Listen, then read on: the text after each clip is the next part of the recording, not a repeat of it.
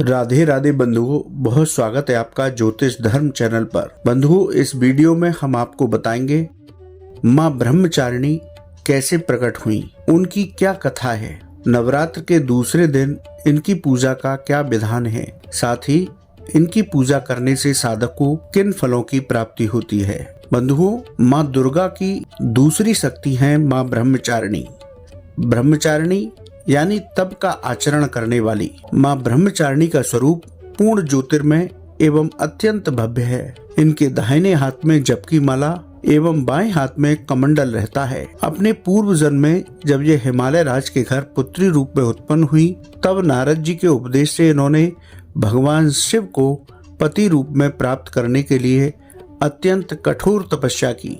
इनकी कठोर तपस्या के कारण इन्हें तपश्चारिणी यानी ब्रह्मचारिणी कहा गया। 1000 वर्ष उन्होंने केवल फल फूल खाकर व्यतीत किए थे। 100 वर्ष तक केवल शाक का निर्वाह किया था। कुछ दिनों तक कठिन उपवास रखते हुए खुले आकाश के नीचे वर्षा और धूप के भयानक कष्ट सहे।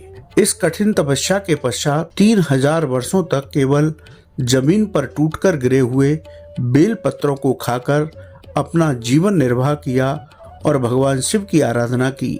इसके बाद उन्होंने सूखे बेल पत्रों को भी खाना छोड़ दिया।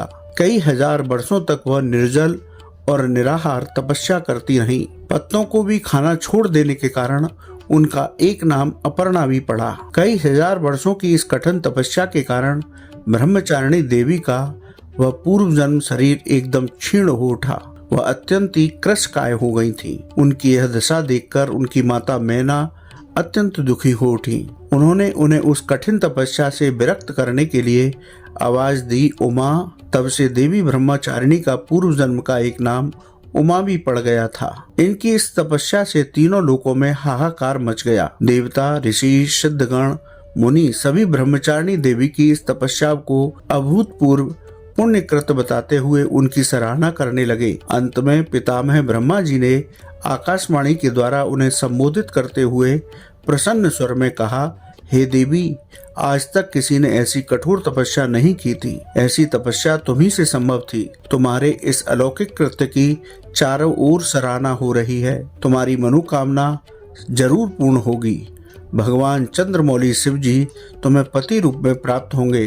अब तुम तपस्या से विरक्त होकर घर लौट जाओ। शीघ्र ही तुम्हारे पिता तुम्हें बुलाने आ रहे हैं। माँ दुर्गा जी का यह स्वरूप भक्तों को, सिद्धों को अनंत फल देने वाला है। इनकी उपासना से मनुष्य में तप, त्याग, वैराग्य, सदाचार, संयम की वृद्धि होती है। जीवन के कठिन संघर्षों में भी उसका मन कर्तव्य पथ से विचलित नहीं होता। माँ ब्रह्मचारिणी देवी की कृपा से उसे सर्वत्र सिद्धियां और विजय श्री प्राप्त होती है। दुर्गा पूजा के दूसरे दिन इन्हीं के स्वरूप की उपासना की जाती है। इस दिन साधक का मन स्वादिष्ठान चक्र में स्थित होता है। इस चक्र में अवस्थित मन वाला योगी उनकी कृपा और भक्ति प्राप्त करता है। इसके साथ ही इनकी साधना करने से सभी संकटों और सभी बाधाओं से मुक्ति प्राप्त होती है। जय माता दी।